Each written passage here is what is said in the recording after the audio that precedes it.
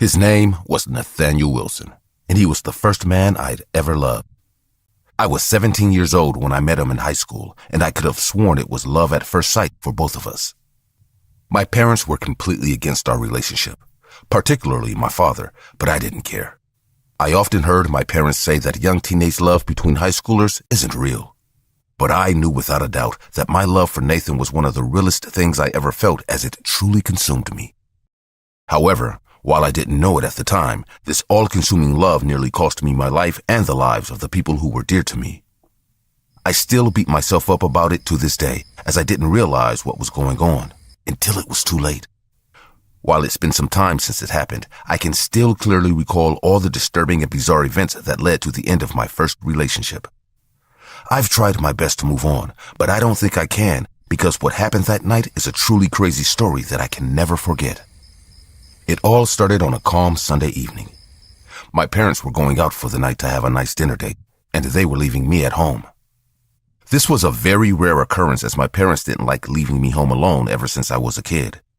I was their only child after they'd tried to have kids for a while, so they pretty much sheltered and over-pampered me for most of my life. I rarely left the house throughout my childhood, and my parents were always watching me everywhere I went. There were times when I thought my parents smothered me a little too much, but I knew they did it from a place of love. As a child, I often felt like they constantly watched over me because I was all my parents had, and they always had these anxious ideas that something bad might happen to me the very second they took their eyes off me. Things got a bit better over time, and as I grew older, they slowly learned to give me a bit of space and freedom. It had been a while since they had a night out for themselves, and I assured them that I'd be fine, as I knew nothing was going to happen to me if they just went out for a nice dinner. Before my parents left for their date, they gave me their usual rundown. They told me there was food in the fridge that I could microwave, and that if I needed anything else, I should call my Uncle Mark and my cousin Mia, who lived just a few minutes away. They also said the neighbors would be keeping an eye on me, and that the Ring camera in the living room was always on, so I shouldn't do anything crazy. After they'd finally left, I reached for my phone to call Nathan. As I said earlier, my parents rarely ever left me home alone, and I felt like this was the perfect opportunity to hang out with my boyfriend at night. I'd really only seen him in person at school, and we often talked over the phone whenever we wanted to speak at night. I quickly called Nathan to tell him that my parents were going out for dinner and that it was the perfect time for us to meet up and spend some time together. Nathan then told me that he had a few other plans he needed to sort out, but he'd be able to come over around 8:00 p.m. I remember being so happy that he was able to come over and spend some time with me, but I couldn't help but notice that Nathan was distracted. Over the course of our conversation, I noticed Nathan kept glancing nervously at the door like someone was going to walk in and catch us together this late. I assumed he was worried about running into my father, but I calmed him down by assuring him that my parents wouldn't be back until pretty late, and that we basically had the night to ourselves. Nathan looked relieved after my assurances, and he stopped looking at the door. However, the doorbell suddenly rang. It was around 8:35 p.m. at this point, and I knew it was too early for my parents to be back. A lot of thoughts ran through my head as I assumed my dad might have forgotten something, or my mother had gotten the wrong date for the reservation. But as I looked through the door's peephole, I saw my cousin Mia standing there. A wave of relief went through my entire body as I saw Mia standing on our porch. I couldn't see her face well as it was dark out, but she said that she'd left some of her clothes and a few other things that she urgently needed in my room and our garage when she stayed over during the last weekend. I'd been meaning to return her stuff ever since our last sleepover, so I opened the door to let her in. But to my horror, right behind my cousin were two masked and hooded men holding assault rifles to her head. The two men violently pushed my cousin inside and ordered me, Mia, and Nathan to go to the living room and lie face down on the floor. After we were on the floor, the intruders checked around to make sure no one else was there before one of them grabbed Mia by her ponytail and forced her into one of the bedrooms with his gun, saying, Get up, let's go." The first intruder violently shoved the terrified Mia in the direction of the other room as she asked, "Where do you want me to go?" The second intruder had stayed behind, pointing his gun at mine and Nathan's head.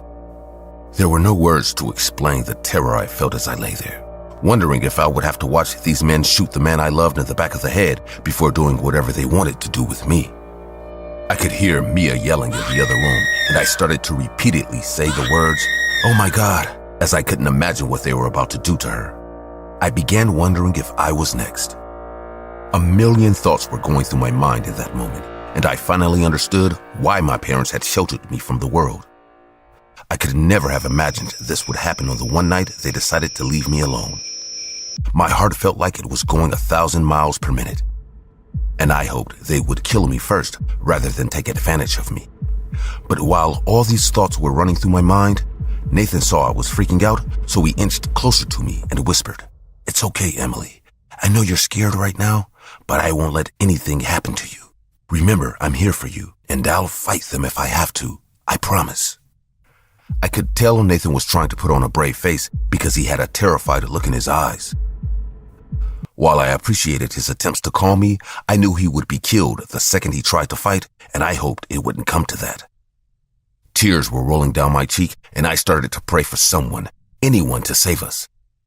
And as if on cue, I suddenly heard my father's voice coming from the Ring camera speaker they'd placed in the living room as he said, "Hey, who's in my house?" I'd completely forgotten about the Ring camera, and I thanked my inquisitive father for installing it because now he could see what was going on and call for help to get us out.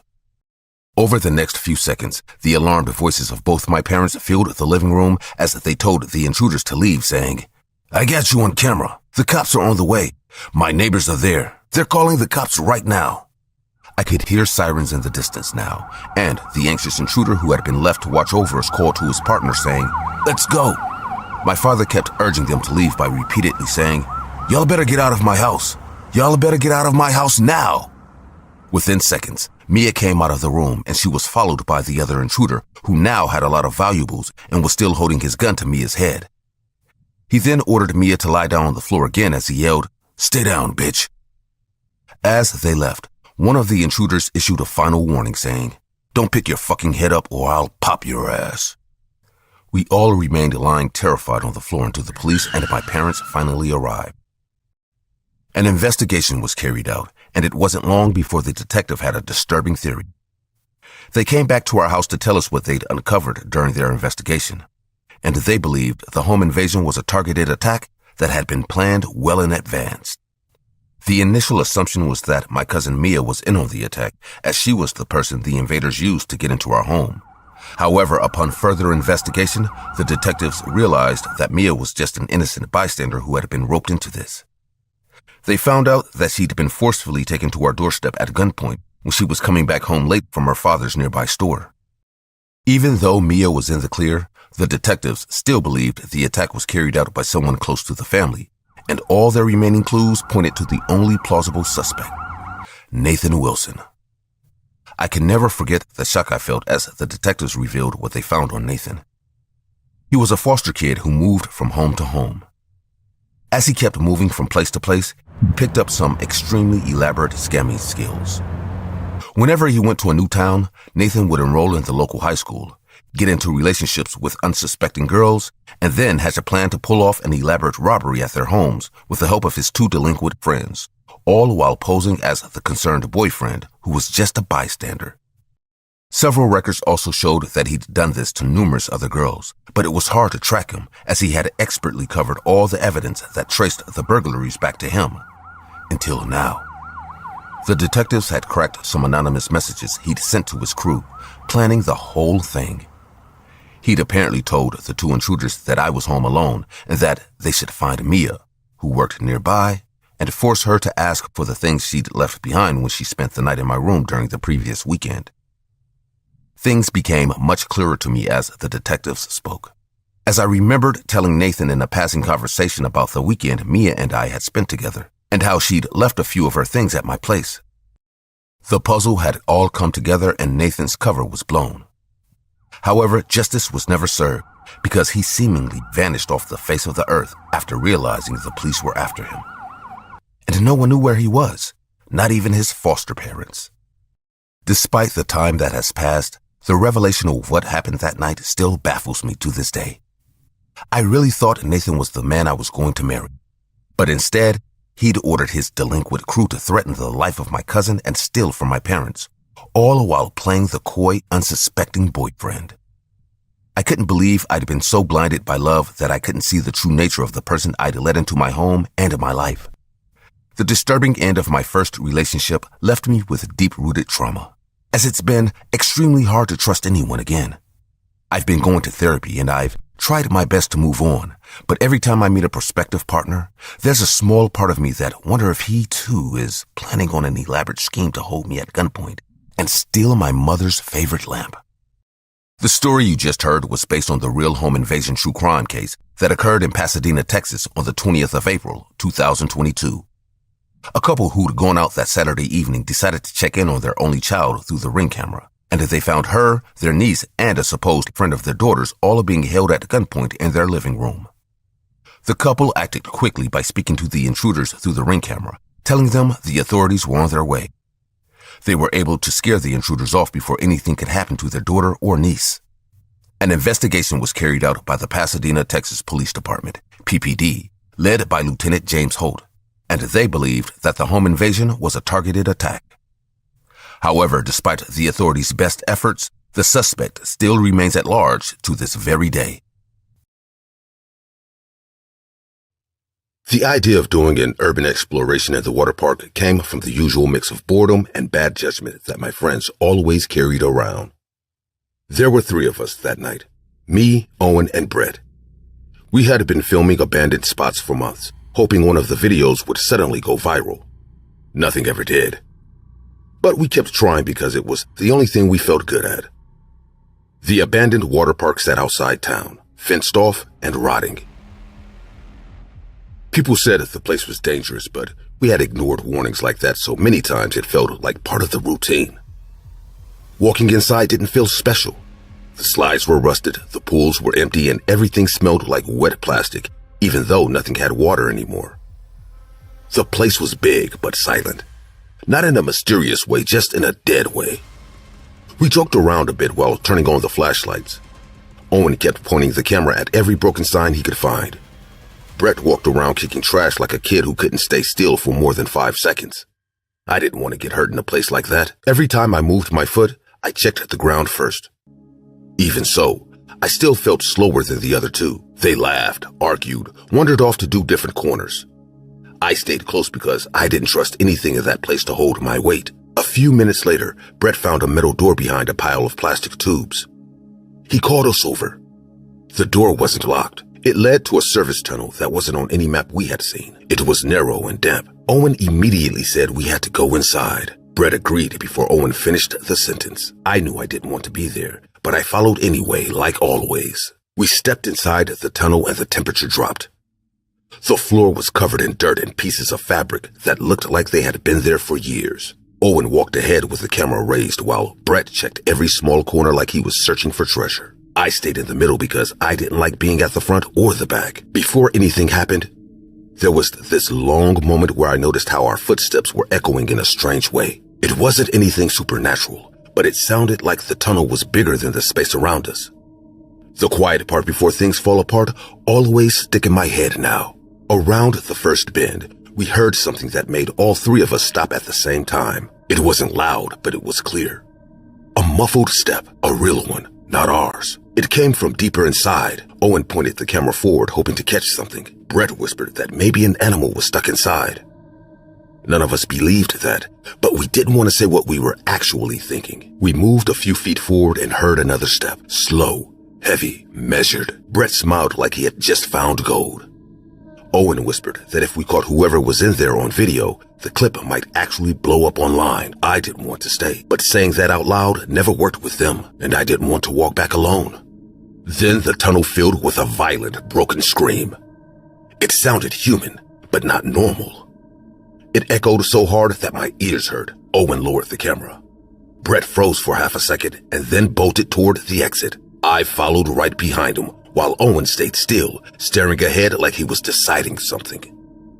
Before the next event hit us, there was a stretch of silence where all I heard was my breathing and the distant drip of water somewhere deeper in the tunnel.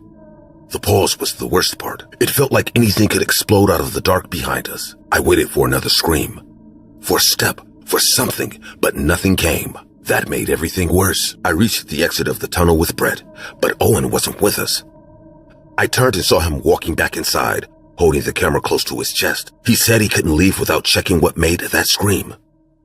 Brett yelled at him to get out, but Owen didn't stop. He kept saying things like the video would be huge, that people love scary stuff, that he wasn't wasting the chance. I knew how stubborn he could get when he thought he had something good. I didn't want either of them going alone, but I also didn't want to go inside again. I stayed halfway between the exit and the tunnel entrance, not knowing what to do. I paced around like an idiot while the camera light flickered in the distance. Then a second scream came, this time from Owen. It was fast and cut short, like he didn't get a whole sound out. Brett ran inside without hesitation. I forced myself to follow because I couldn't let both of them vanish in the dark without me seeing what happened. We found Owen on the ground, curled on his side. His shirt was ripped open and there was blood under him. He tried to stand but couldn't. Brett leaned down to lift him. I stepped closer, holding my breath because the tunnel felt tighter now. That's when I saw the figure next to Owen. Before the figure moved, there was one of those awful pauses again. The kind where everything in your body screams to run even though nothing is happening yet. My hands were shaking. Owen was gasping in short bursts. Brett kept saying nonsense under his breath like he was trying to convince himself he wasn't seeing what he was seeing. The man next to Owen was tall and broad. He wore a cracked hockey mask, the kind you see in those old slasher movies. His clothes torn and dirty. He held a machete in his right hand. He didn't shout or growl or anything like that. He just looked at us, breathing through the holes in the mask with a slow rhythm that didn't match the situation at all. Then he started walking toward us. His steps were heavy, but his pace was slow. Brett grabbed Owen under the arms and pulled him, trying to drag him away. I backed up because I didn't know where to put myself. The man raised the machete, but not fast, almost hesitant. That didn't make it any better. We moved through the tunnel as fast as Brett could pull Owen. The man kept coming, step after step. He didn't speak. He didn't speed up. He just kept closing the distance in the most deliberate way possible. By the time we reached the door, Brett was shouting that the guy was too slow to catch us. I didn't believe that for a second. We got outside and Brett told me to call the cops. I pulled out my phone. My hands were wet with sweat and I almost dropped it. I started dialing. Brett tried to sit Owen up against the wall so he could breathe better. I looked down at the screen and tried to focus on the numbers. Right before I hit the last digit, there was a short moment where everything felt still. Brett wasn't talking. Owen wasn't moving. The only sound was the wind moving through the empty park. That moment burnt into my memory because it was the last calm thing that happened. The man came out from behind a row of fallen banners. He didn't run. He didn't make noise. He just appeared in front of me and grabbed my phone before I even understood he was there. He crushed it against the ground with one motion. The pieces scattered across the dirt. I froze because my brain couldn't keep up. Brett screamed for me to move. The man lifted the machete, but instead of swinging it, he pointed it at us like he wanted us to run. I didn't question it. I pulled Brett up by the sleeve and we ran toward the fence that enclosed the water park. Owen stayed behind, still too hurt to stand. Brett shouted at us to crawl toward us when he could. The man started chasing us again, this time faster. His steps were louder now, kicking dirt with each movement. Brett climbed the fence first. I followed right after him. My arms felt weak, my legs shaking, but I kept climbing because I didn't see any other option. Brett made it to the top, but before he could jump down the other side, the man grabbed his leg and yanked him off balance. Brett fell back into the park, hitting the ground on his shoulder. I jumped off the top and landed hard, rolling on the dirt outside the fence. Everything hurt, but nothing was broken. Before I ran for help, there was one last moment where I looked back through the fence. That hesitation almost stopped me entirely. Brett was crawling away from the man, trying to get behind a pile of broken benches. The man didn't chase him. He looked conflicted, like he didn't know who to go after.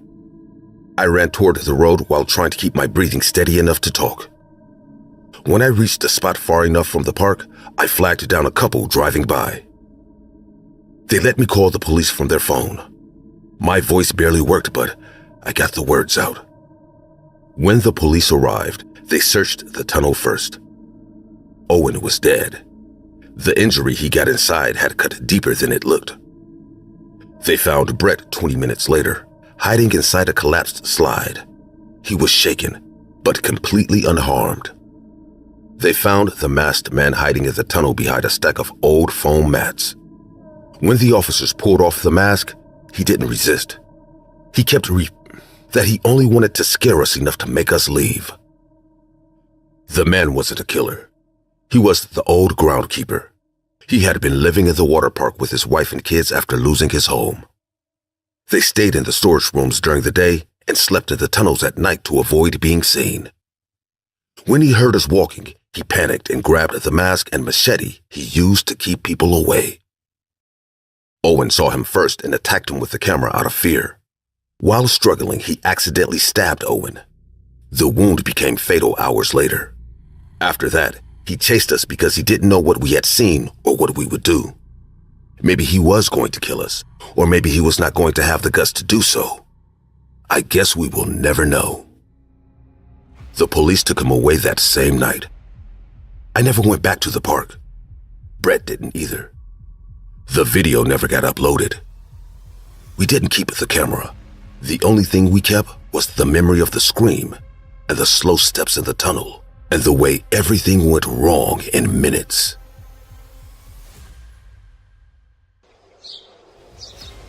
Most people start their day like clockwork. Get up, get dressed, and jump into their cars, buses, or bikes, headed somewhere without giving it much thought. Every year, however, about 1.5 million people don't make it home after heading out on the road.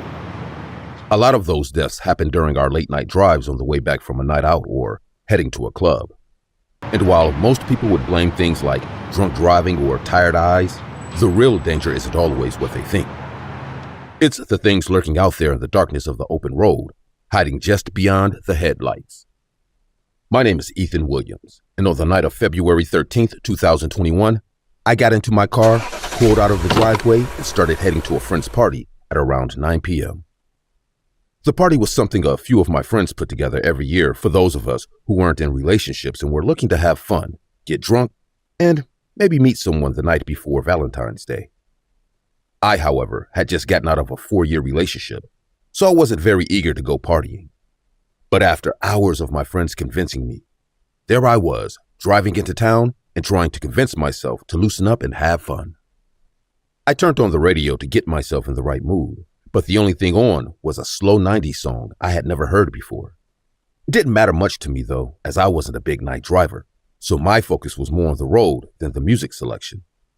The house was located in a pretty secluded and quiet area, and about 5 minutes away from it, I noticed the road that led up to the house was so dark and narrow that even with my headlights on, it was almost impossible to see anything that wasn't directly in front of the car. The wind was blowing the huge trees around, and it was obvious the road was barely used, even during the day. But despite the difficulty in seeing, I eventually made my way to the house. After spending a couple of hours with my friends, attempting to have fun, I decided to call it a night, and by 3 a.m. on Valentine's Day, I'd said goodbye to my friends and started the drive back home. My mood was quite different during the return drive, and after a couple of minutes sitting in silence, I noticed it had gotten much darker outside, and I could barely see anything that wasn't in reach of my headlights. Soon enough, about 7 minutes into the drive, I got to an area that seemed even darker than the other places, which I naturally assumed was the road I'd used earlier that night on my way to the house. I slowed down, and after once again carefully driving through the darkness, I made it out onto the city roads, where I thought everything would be perfectly fine until I made it home. The ride home that night was nothing out of the ordinary. All I had on my mind was getting into bed after a hot shower, and all I could see ahead of me was empty road. Suddenly, out of nowhere, I spotted something in the distance, and I immediately got that sinking feeling like when you just know something's off. At first, I could barely make out what it was, so I drove a bit closer. What the fuck? I muttered as the strange scene in front of me finally came into view. A black car seemed to be broken down on the side of the road, and 2 safety cones had been set up beside the car in an attempt to stop cars from passing. In the few seconds I stopped to make out the scene, I heard footsteps coming from the distance as a man slowly revealed himself from the darkness ahead. Although I couldn't see anything but a pair of jeans walking towards my car, I knew everything about that situation was wrong and I needed to get out of there fast. The man continued to approach my car, and I decided the best thing to do would be to drive through the cones and leave. But as soon as I put my foot on the gas, the man quickly got in the way of the car, forcing me to stop. At this point, he was now close enough for me to see his face, and my stomach dropped in horror as I saw the massive scar that ran along his entire face, leaving him with only one working eye. The man wasn't huge in any way and was probably around 150 pounds, standing at 5'6". He walked up to the side of the car and pressed his face against the window while knocking slowly with a sinister smile on his face. He didn't have on a mask or gloves, so his intention seemed pretty clear to me, and at the moment I was completely frozen with fear. All I could do was pray someone else came along. The horrific man continued to knock and breathe on my window. After taking a moment to calm down, I realized that since he was now standing by the side of the car, there was no one else blocking the road, and that might have been my only chance to escape. I took a deep breath and turned to the man before saying, "What do you want, man? I don't have any money, so please just leave." The man backed up from the window a little bit, and I could see excitement in his eyes as he replied, "What do I want? Well, I just want a ride, that's all." Most of his teeth were missing, and I remember shaking with fear as I maintained eye contact with him. I knew I had to find a way to change gears without him noticing, so I began to slowly reach for the gear while asking him some more questions to distract him.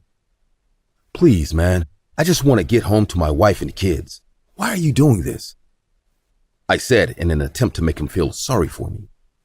Instead, all I got was a glimmer in his eyes as he noticed my hand grab the gear to change it. He immediately let out a screech and slammed a machete through my window.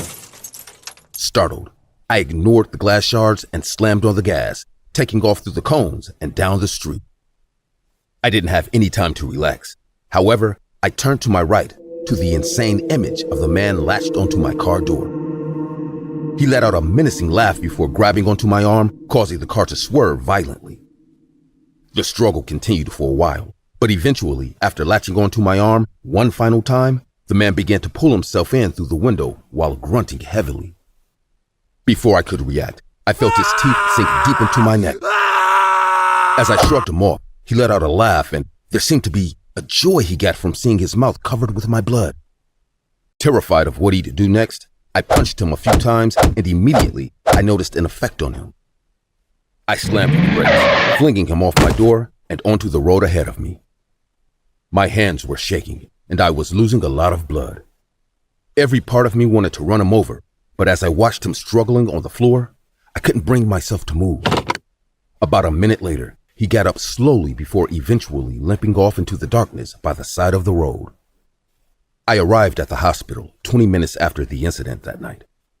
The doctors had a lot of questions for me, and the police was contacted shortly after I arrived.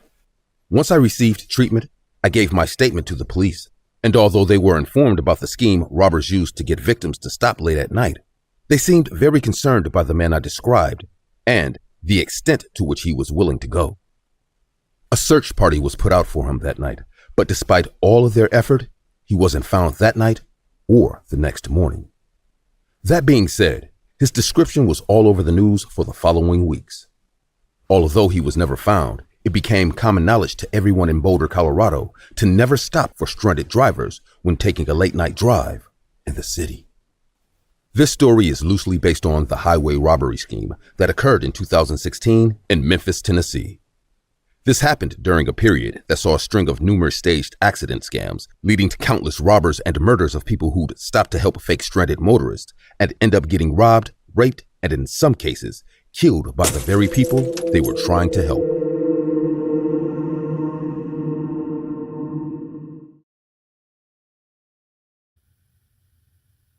This story is inspired by the Ketty Cabin murders of 1981. Certain events and details have been dramatized for narrative and emotional effect. Viewer discretion is advised due to depictions of violence and trauma. I arrive at the cabin under the gray light of late afternoon, the kind of quiet that presses into your ears. The forest around it swallows all sounds. The cabin looks smaller than I remember, more fragile. The paint was peeled, windows are broken, and the porch sagged as if bearing the weight of years of neglect. I hesitate at the threshold, my stomach twisting. Something about this place has never left me. Inside, the air is thick with dust and the stale scent of old wood. Every creak of the floorboard under my feet sounds louder than it should. I shine my flashlight across the room, catching glimpses of overturned furniture, remnants of the life we lived here, frozen in chaos. The memories crash over me. It starts quietly. The laughter from the kitchen, the easy jokes between friends, the radio playing softly. Then the noises begin. A sharp bang, a scream, and suddenly the world tilts. Panic grips me before I can even think. Shadows stretch across the walls, moving faster than any person could. I duck instinctively, heart hammering, ears straining for sounds, any hint of what's happening. I hear them. The others. Crying, shouting, trying to make sense of it. The darkness seems alive, pressing closer, hiding the source of the violence. I crawl toward the bedroom, hoping to find safety or at least someplace to hide. The floor is slick with fear and something else. My hands brush against it, sticky, wet, warm, and I realize it is blood. My blood? Someone else's? I can't tell. I can hear them screaming for me, my friends, their voices cutting through the chaos. I can't move, can't speak. My body is frozen, yet my mind races. I cling to the walls, pressing my back against the wood, listening to the footsteps, the shouts, the silence that follows each one like a wave crashing against my chest. A shadow moves across the doorway. I hold my breath. It passes. I inch toward the kitchen. Nothing but broken dishes, chairs knocked over, and the smell of iron thicken the air. I realize I am alone for the first time. My friends, they are gone. Panic twists into raw, clawing fear. I find the recorder on the counter. I hit play without thinking. Their voices fill the room. Laughter, conversation, then panic. I hear it all, each second of horror that I blocked from my memory. My own screams echo back at me from the speakers. I stagger backward, flashlight swinging wildly. The cabin is alive with memory, shadows whispering along the walls. I retreat to the bedroom, desperate for a place to hide, and press myself against the far wall. The floorboards creak under invisible weight. My heart feels like it will burst from my chest. The silence stretches longer than it should, thick and suffocating. Then I hear it, the faint, methodical sound of footsteps moving closer, stopping just outside the door. I clutch anything I can find, a chair, a lamp, ready to defend myself. The knob rattles. A shadow passes beneath the crack of the door. I hold my breath, praying, and then nothing. Silence again, heavy and waiting. I wait for what feels like hours, trembling, until finally the faint light of dawn creeps through the cracks. The cabin is quiet, eerily so. I push the door open and step outside, the cold morning air burning my lungs. I glance back at the cabin. It stands there empty, silent, waiting. I run, stumbling through the forest, the ground slick with wet leaves until I reach the nearest road. I flag down a passing car, collapsing into relief, hands shaking uncontrollably. The night hasn't ended yet. It lingers in my mind, in the smell of blood and the echoes of my friends' screams. But I am alive. I survived the night, but the cabin has not let go of me, and I know it never will. The days after the night at the cabin blur together, like smoke curling through a cracked window. Police come and go, notebooks scratching across pages, cameras clicking, questions that I can barely answer. I replay every second in my head, every shadow, every scream, every footstep. They ask for details, names, times, but the memory refuses to cooperate. Trauma has its own rhythm. I learned that my friends, they didn't make it. My throat tightens, chest squeezing as the words sink in. I survived, yes, but at a cost I can't measure. The police say it's unsolved.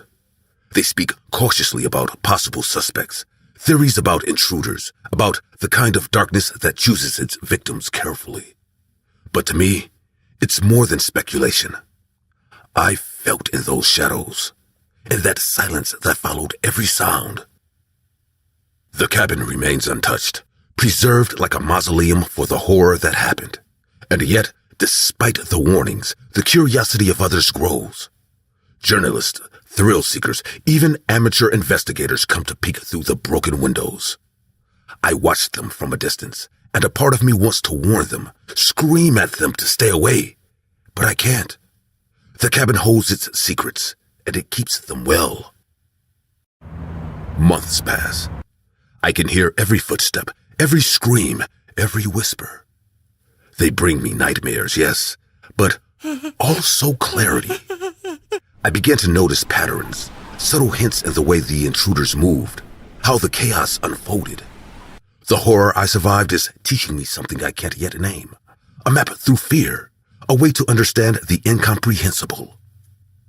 Occasionally, I meet people who knew my friends, who mourn in ways I can't articulate. The grief reminds me that survival is a burden, not a blessing. I carry the memories for all of us. I replay the night in my head, trying to find answers, but the truth remains slippery. Some details I will never fully grasp, some shadows I will never chase. The cabin still stands waiting, and I still feel it calling, a reminder that some horrors don't end. They linger, shaping who we are in ways the world cannot see.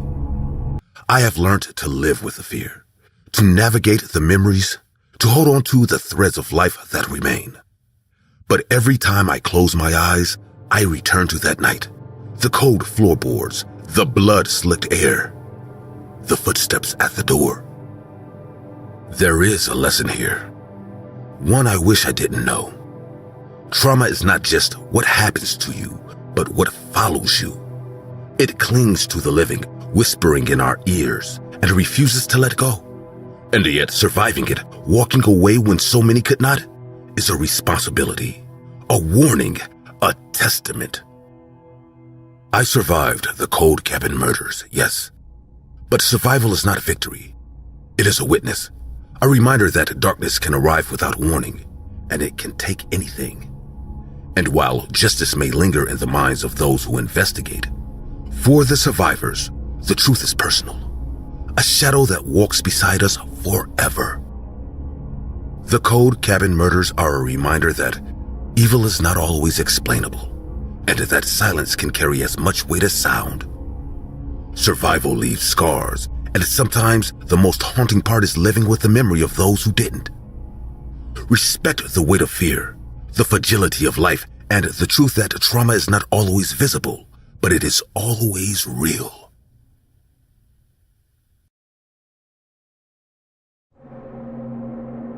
I had been sick for days. Fever, body aches, the kind that makes it impossible to get out of bed without feeling like you're going to collapse. Work had given me time off, but that didn't help much. The nights were the worst, waking up drenched in sweat, shivering despite the heat of my blanket. Tonight was no different. I was lying in bed staring at the ceiling, unable to sleep when my phone vibrated on the nightstand. A notification from my Ring camera. Motion detected at front door. That was odd. I lived alone and it was well past midnight. Maybe a stray cat. I grabbed my phone and checked the live feed. Nothing. The porch was empty. The street beyond it quiet. Just to be sure, I decided to review the footage. But before I could tap on the video, something slammed into my bedroom window with a loud thud. My heart jumped. I turned my head, staring at the glass, expecting to see some animal flailing around. But there was nothing. Just a dark smudge where something had hit. I hesitated, then forced myself up, feeling every muscle protest. My fevered body didn't want to move, but I had to see what it was. I reached the window, pushed it open slightly, and immediately regretted it. The thing that had hit my window wasn't just some random bird. It was mutilated. Feathers scattered, its body torn apart like something had killed it before launching it at my home. I slammed the window shut, locking it, my breath coming in ragged gasps. This wasn't normal. This wasn't just some sick animal. Someone had done this. Trying to shake the fear off, I returned to my phone, focusing back on the Ring camera footage. My stomach twisted as I watched the video. A woman wearing a mask moved strangely towards my front door. Her body jerked unnaturally, almost as if she were a puppet controlled by invisible strings. She stopped inches from the camera, head tilting side to side. Then suddenly, a noise from inside the house. My eyes darted away from the screen. The sound had come from across the room. Slowly, I scanned the space. Everything looked the same, except for one detail. The other window was open. Had it been like that before? Had I left it open? My mind raced, searching for an answer. But then I saw something else. Dirt. Smudged into the wooden floor as if someone had stepped inside. A sinking dread filled my chest. My entire body tensed, cold sweat mixing with the fever that already plagued me. My limbs felt weak, but I forced myself to move. I needed a weapon. Something, anything to defend myself. My breath quickened as I scanned the room, but before I could take a step, I felt it. The presence. It was there, right behind me. Every hair on my body stood on end, my stomach twisting into a knot so tight it hurt. I turned, and there she was, standing inches away from me. Her mask was grotesque, a stretched, almost melted face with hollowed-out eye sockets. Her body was too still, too rigid. Then, with a sudden jolt, her arm lashed out, fingers closing around my throat. Her grip tightened, cutting off my air. My hands clawed at hers, trying to break free, but she was too strong. My lungs screamed, my body thrashed against hers. I could hear the blood pounding in my ears, my vision darkening at the edges. I had to do something or I was going to die. Summoning the last of my strength, I stomped on her foot with everything I had. She let out a low, unnatural noise. Not a scream, but something warped and wrong. Her grip loosened just enough for me to stumble backward. My chest heaved as I sucked in precious air, but I had no time to recover. She was moving again, her jerky, unnatural motions making my skin crawl. I turned and bolted for the window, my fevered body screaming in protest, but the need to survive overpowered everything else. I had already reached the windowsill when I felt her fingers close around my ankle. A violent yank sent me crashing back to the floor, pain shooting through my ribs as I hit the hardwood. She didn't hesitate. With an impossible strength, she dragged me across the floor towards the basement door. My nails scraped against the wood, my body twisting in desperation. The basement. No. I knew, deep in my bones, that if she got me down there, I wouldn't come back. I fought harder, thrashing, kicking wildly.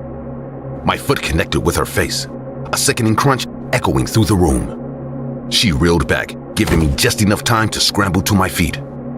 My entire body screamed in pain, my lungs burning, but I couldn't stop. I ran, sprinting toward the door, my vision blurred from fever and exhaustion. My hands fumbled with the lock, my fingers numb and shaking. Behind me, I heard her moving. Fast, too fast. I wrenched the door open, throwing myself outside. A sharp, searing pain exploded in my side. A gunshot. I stumbled, nearly falling as my body registered the pain too late. I pressed a hand to my hip, warm blood seeping through my fingers. But I couldn't stop. I forced myself forward, running into the night, the cold air biting against my burning skin. My mind was screaming at me to keep going, to not look back. I didn't. I just ran. I ran until my legs could no longer support me. When I finally collapsed onto the pavement, my vision swam, the pain in my side growing unbearable. My breaths came in ragged gasps, my body trembling from both the cold and the shock. I had escaped, but at what cost? My hand pressed against my wound, sticky and warm. Blood loss was settling in. I forced myself to my feet, dragging my body toward the nearest house. I pounded on the door, barely able to keep myself upright. Lights flickered on inside, and before I could register anything else, the door flew open. I felt hands grabbing me before the darkness swallowed me whole. When I woke up, I was in a hospital bed. White walls, the steady beeping of a monitor. My entire body ached, my throat raw. The police came to see me. They had searched my house. Nothing was there. No woman, no sign of forced entry, just my blood on the floor and the dead bird outside. They thought I had been hallucinating from the fever. Maybe I had hurt myself. Maybe I had panicked and imagined the whole thing. But I knew better. I knew she was real, and I knew she wasn't done. A few days later, they found her. Not at my house, but at another. She had done the same thing to someone else. The police arrested her, but she never spoke a word. No name, no explanation, just silence. No one ever figured out why she did it, what she wanted, if she was even human. I don't sleep much anymore. Every time I close my eyes, I see her standing at the foot of my bed, waiting.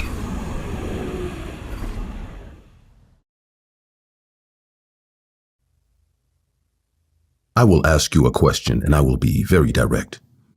Do you believe in life after death? My name is Andrew, and I'll tell you the truth. That's something I wonder about a lot. I've been a doctor for several years now, and I'm in constant contact with death. I have seen more people die than you will ever see in your lifetime.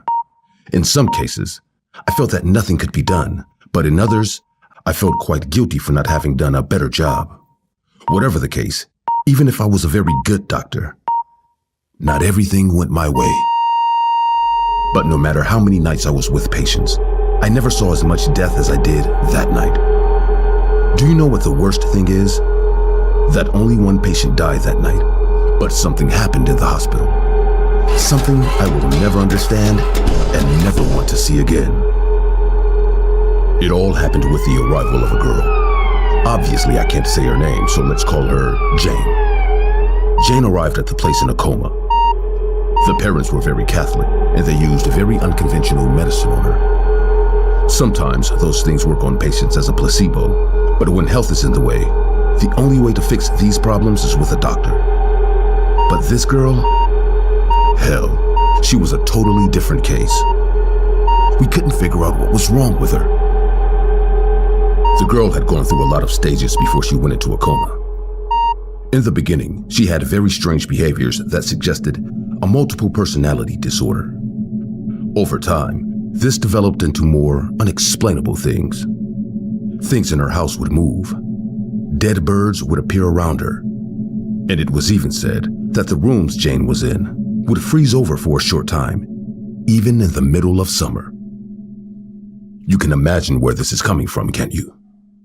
Yes, that's what you can imagine. The report said that the reason Jane was in a coma was because she had undergone an exorcism. The girl arrived with bruises all over her body, but strangely tied up. They told us they tried to get a demon or something like that out of her body, but the process was too much for her, so they had to interrupt it. When I was reading her file and the family was telling me all this, I was genuinely outraged. This poor girl surely had the worst night of her life, and all because of the negligence of a family that refused to believe in traditional medicine, because they believed in angels and demons. Anyway, that girl was going to have to stay in the hospital, and we were going to have to be on the lookout for any symptoms she developed. We couldn't do much more than heal her physical wounds. Now it was just a matter of time acting on her. As the night fell, the number of doctors at the hospital was much smaller. Many employees were on strike due to a massive layoff at the hospital, so by evening, there were only a few experienced doctors, a few nurses, and a few residents. I decided to work overtime as I wanted to take care of a woman who had been hit by her husband's car after a domestic dispute. And she was in pretty bad shape. This woman was on the same floor as Jane, and you will soon see why that is so relevant. The nightmare started when I came out to check on the lady. To my surprise, the place was a lot more cold. The air conditioners were working fine as I checked them and felt the heat they were putting out. All the medics were on the lower floors as that was where the emergencies were happening. I walked to the stairs to give them a hand until I came across something that caught me off guard. I passed by one of the rooms, and the ceiling was moving by itself. All the ceiling panels were being violently hit, but there was no one around. At first, I thought it might be a tremor, but it didn't make any sense. A tremor in just one room? I took out my cell phone and filmed it as soon as possible. I needed an explanation for this, and someone was going to have to give it to me. Uncomfortably, I walked away from the room, and that's when I saw her. It was Jane. She was across the hall, looking at me. She was standing in perfect health, looking in my direction. Hey, Jane?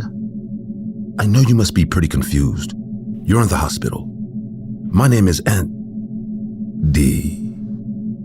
At that moment, the girl simply left as if bored by what I was saying to her. At that moment, I knew I could not allow her to walk the halls so freely. This girl was in a coma very recently. Who knows if she was confused or scared by everything she experienced? She was not only a danger to the rest of the patients, but to herself. I ran after her as fast as I could, but when I got to the end of the hallway and turned in the direction she went, I saw something else. At the end of the new hallway was a stretcher, but not just any stretcher. The same stretchers they use in the morgue. Do you know what else was on top of the gurney? A white bag with a corpse in it. Seeing that image, I was both horrified and confused. I pulled one more time and recorded this before taking it out, but as I was doing so, something else happened. The bag with the corpse, it raised its head. What was going on? Was I being made a bad joke? No, none of my companions would have joked with something like that. Seeing this image, I walked frightened towards the stairs. I didn't know what was going on, but I had to get out of there. I was a few steps away from the stairs, and that's when, in an impulsive act, I turned my head to Jane's room. She was in bed. What? I entered her room in confusion. She was there exactly as she had been left. That couldn't be. I had seen Jane just a few seconds before, and she had gone in another direction. She had gone to a dead end. There was no way she was going back to bed without crossing me. At that moment, all the exorcism stories about Jane started to rattle me. Maybe just for that moment, I believed them and realized I was in the wrong place. I had to get out of there as soon as possible. I ran to the door, but I couldn't open it. It was locked. I was locked in Jane's room. I started to hear sounds behind me. I didn't want to turn around. I didn't want to confirm my suspicions, but there she was, pointing her finger at me, standing up, staring at me. I panicked and banged on the door as hard as I could, but it wouldn't open. Meanwhile, Jane fell off the bed and was crawling towards me, slowly, dragging with the respirator to which she was attached. Once she reached my foot, she began to climb up to stand on it, using my clothes to hold on and get face to face with me. Kill me. I was speechless, totally frozen with fear, not knowing how to react. From 1 second to the next, I could see Jane's face change. She became more skeletal and scarred. Don't let him take me. As soon as she finished saying that sentence, I felt much colder in the room. The place got darker, and I could see something taking shape from the shadows. It was some kind of goat, but standing up on two legs. Its face was horrible, even demonic. Its eyes were red, and its very presence made me tachycardia. And I fell to the floor. At the same time, Jane also fell to the ground, but not on her own. Something invisible was grabbing her foot, pulling her into darkness. She cried desperately and begged for help as her body continued to lose weight and become more and more skeletal. From the darkness, I could hear a small mocking laugh, and suddenly, I woke up. When I opened my eyes, I was in Jane's room. The door was open. Apparently, I had fainted. Jane was lying in her bed, still in a coma. I opened the door and ran as fast as I could down the stairs and met up with the other doctors. When we checked on Jane in the morning, she was already dead. There was nothing we could do. She went from being stable to suffering a sudden death. It's been a while since then, and to be honest, I still have no idea what I saw. I didn't leave the hospital. People needed me. But you know, I was never alone on any floor again. The night shift is not for me. And I feel sorry for the poor devil who will live again a situation like the one I lived through in the hospital.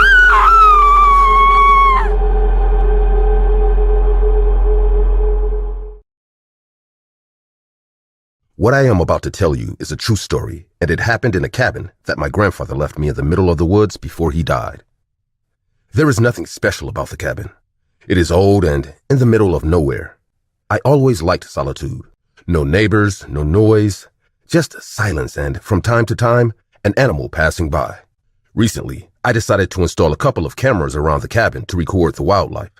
I was only doing this for scientific interests. This is not at all related to my work. But I was always a keen observer, and I liked to see what animals I might come across when I came to this cabin. I wanted to see if there was anything other than the deer and foxes I already knew. I set up the camera outside the house and let it sit before going to sleep. I wasn't expecting anything out of the ordinary, just another quiet weekend. But that night, something happened. Just as I was starting to fall asleep, a noise in the backyard woke me up. It sounded like the noise generated when someone stepped on the grass, as if someone was walking outside. I peeked out the window, intending to see if any animals had decided to lurk near the cabin. What I saw, I'll be honest, I don't know what I saw.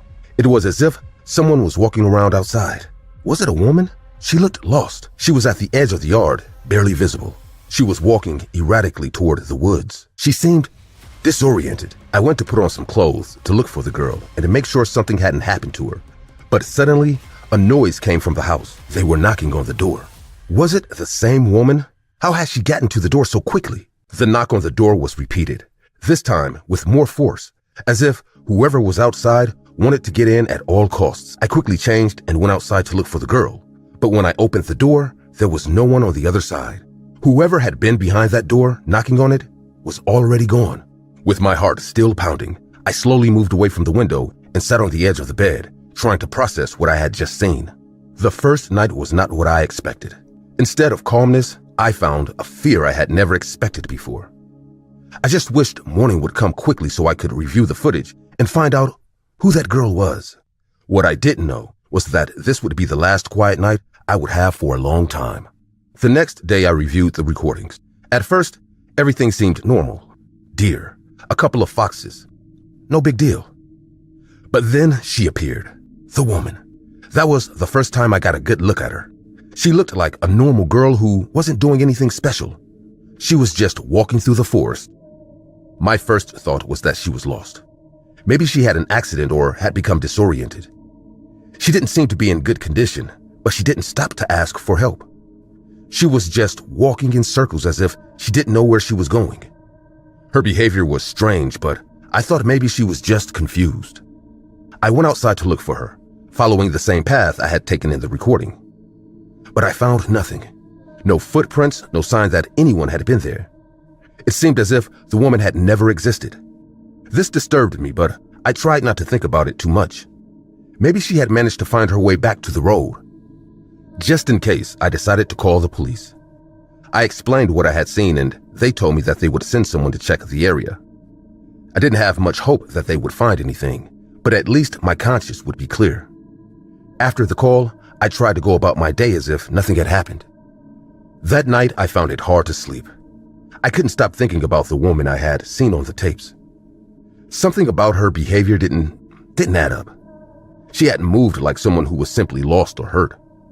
I didn't know what had happened to her, but I wished she was okay. I decided to stay awake and check the cameras in real time. At first, everything was calm, but then around midnight, I saw her again. This time, she was close to the cabin. She was walking towards the door slowly and awkwardly. This time, I felt neither pity nor curiosity. That woman had chosen to come 2 days in a row, and both in the wee hours of the morning. Was something genuinely terrifying me? Suddenly, I heard a noise outside, a knock at the door. The knock was repeated, louder this time. I knew it was her, but I didn't understand how she had gotten there so fast. I got up slowly, without making a sound, and walked to the door. When I opened the door again, no one was there. But the forest was silent. I could hardly breathe.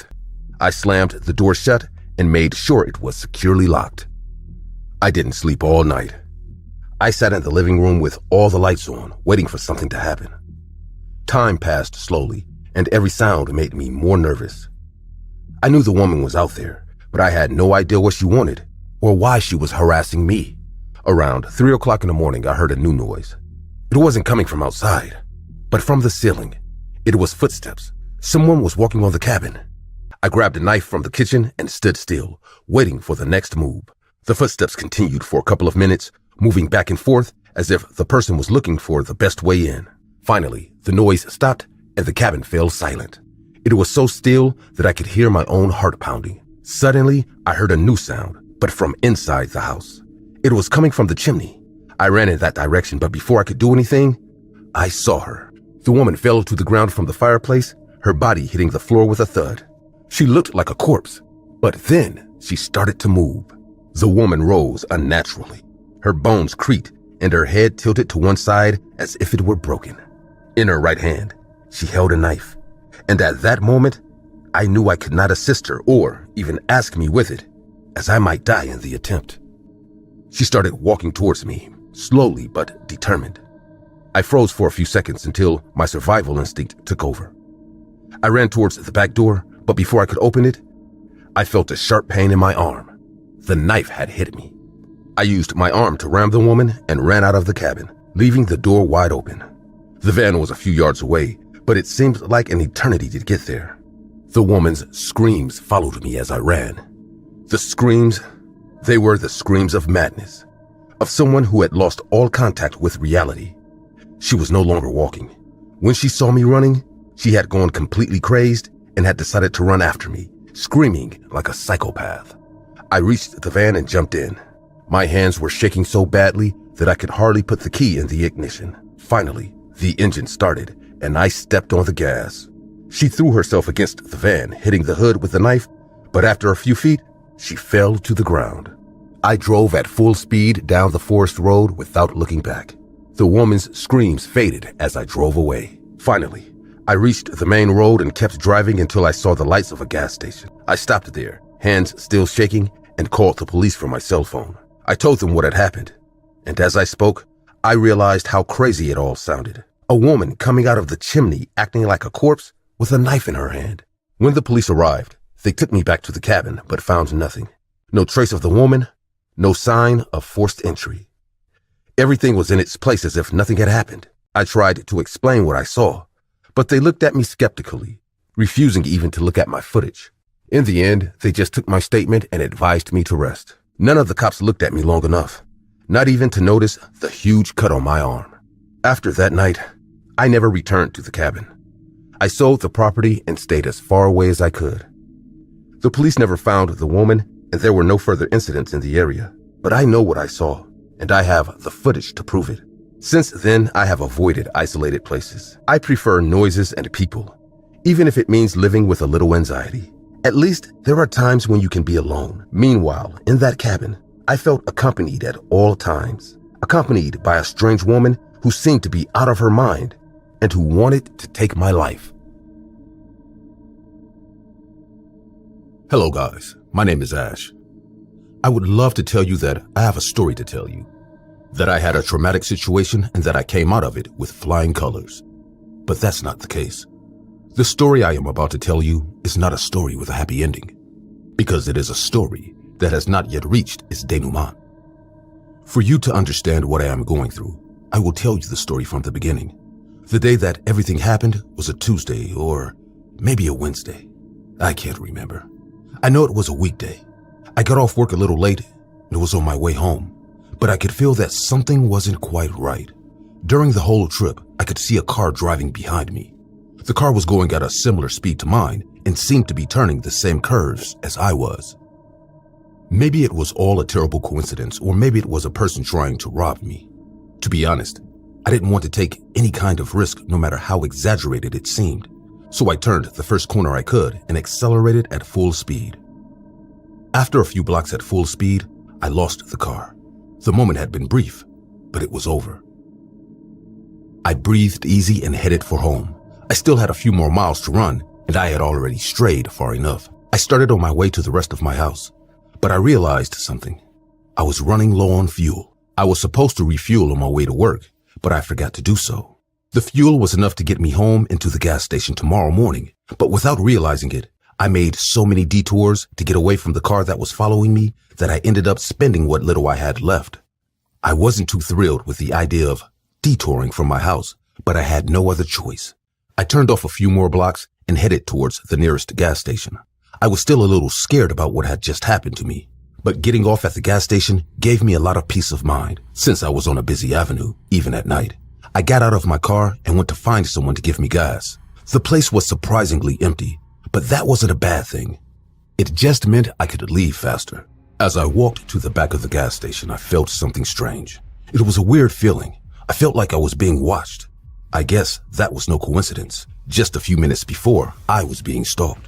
I kept walking, trying to ignore that feeling, until I got distracted by someone else.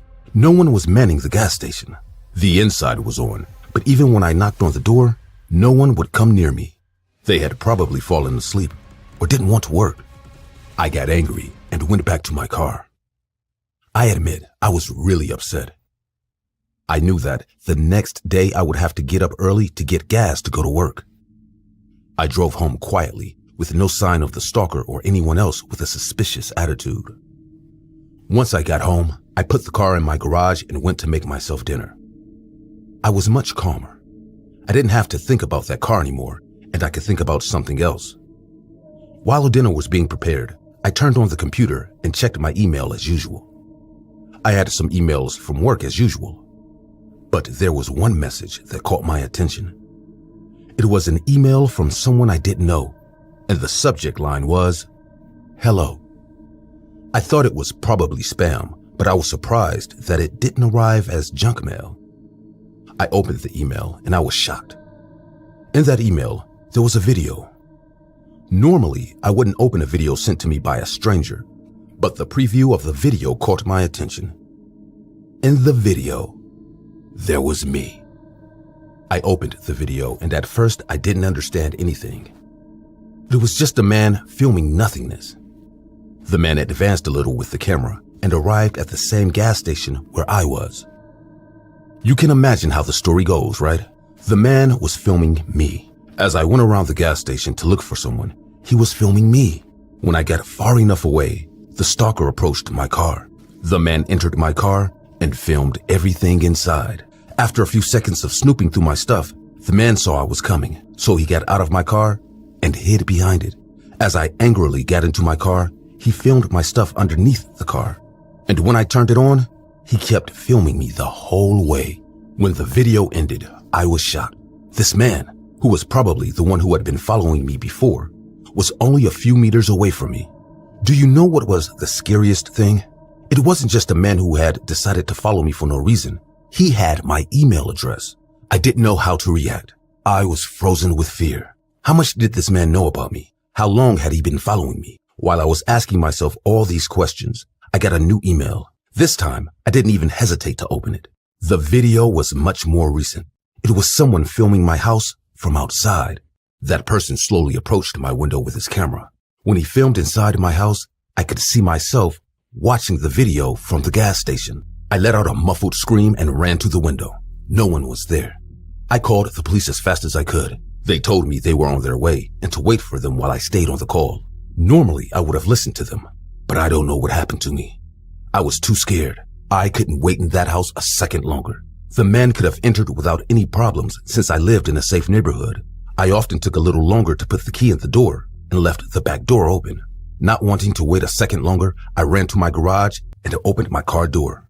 I started it up as quickly as possible and pulled away from my house. I had no plans to run away at all. The police would be here any minute, and I needed to tell them everything that happened. I parked the car in front of my house and watched carefully to see if anyone came in or out. The house was quiet. I thought the open garage door would tempt the stalker to enter, but it didn't happen. I saw no movement from inside the house. I watched the window closely, waiting for a silhouette to appear, but nothing. I thought maybe he was gone until I saw something a few meters away. It was a car, but not just any car. It was the car that had followed me before. I no longer had any doubt that the man who sent me that email was the same one who had followed me, but this confirmed it.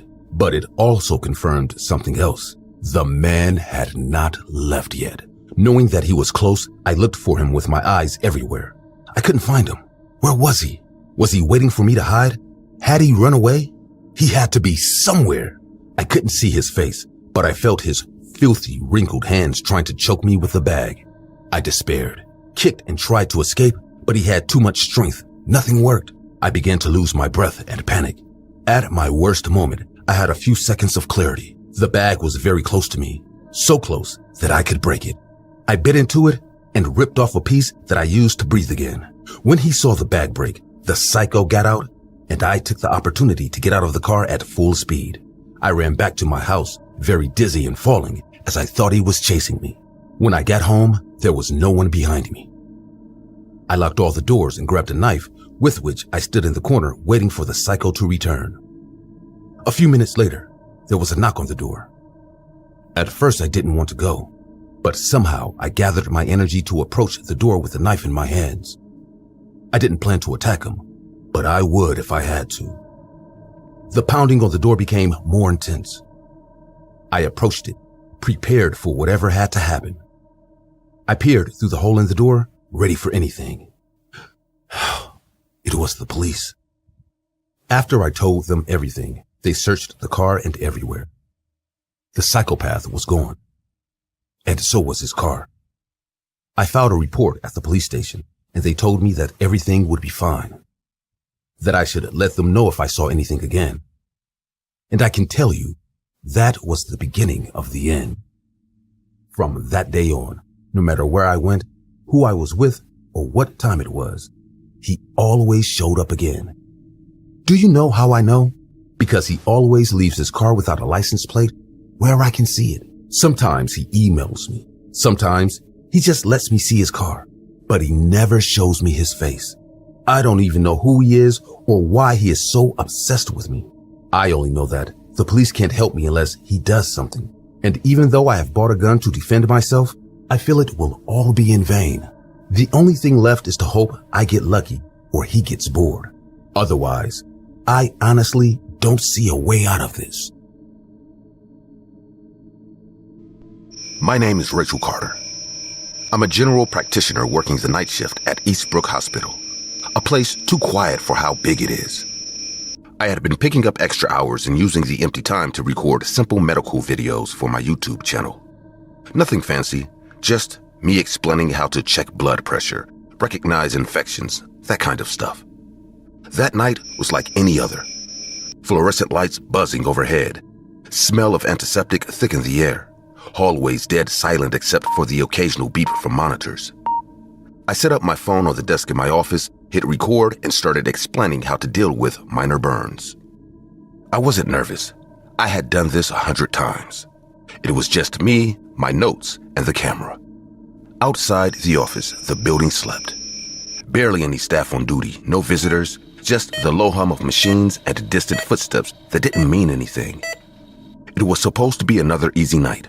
A few hours of talking to a camera before checking on some patients, and then going home as the sun came up. I didn't expect anything to change. I wish the night had stayed that boring. Halfway through explaining second-degree burns, something small broke the rhythm. A scraping noise. I stopped talking and looked over my shoulder. Nothing there. I told myself it was probably just the building settling, hit pause on the recording, and reset myself. As I was setting up to start again, I caught movement in the reflection of the glass cabinet. Tiny, dirty footprints. They led from the hallway toward the bathroom down the corridor. My heart pushed harder, but I kicked it down. Maybe a janitor's kid. Maybe nothing. I grabbed my phone and walked slowly toward the bathroom. My sneakers squeaked against the floor. I kept the camera rolling in case it was something stupid I'd laugh about later. I called out, "Hello? Is someone there?" No answer. Only the low creak of the bathroom door swinging slightly. I stood frozen for a moment, listening hard. The silence after my voice echoed in the hallway was louder than the noise itself. I took a breath and forced myself to move forward, each step feeling heavier than the last. My grip tightened around the phone. The corridor stretched out ahead, fluorescent lights flickering like they were struggling to stay alive. Every step closer to the bathroom made my skin crawl like I was being pulled into something I wouldn't get out of. My shoes scuffed against the floor, too loud in the stillness. I reached the bathroom door and pushed it open with my foot. Inside, darkness swallowed everything. My phone flashlight barely touched the first few feet. I stepped inside, heart stammering. The air was cold, colder than the hallway. Wet footprints tracked across the floor but disappeared halfway through the room. No sinks running, no dripping pipes, just wet, dirty marks and silence. I backed away quickly, not turning my back on the dark until I was back in the corridor. I told myself to get back to my office, finish the video, get the hell out early if I could. I turned and saw my office door slam shut with a violent bang. I jumped, dropping my phone for a second before fumbling to grab it. My mind raced for explanations. Wind? No. Those doors were too heavy. There was no draft strong enough. A high-pitched screeching sound rang down the hall.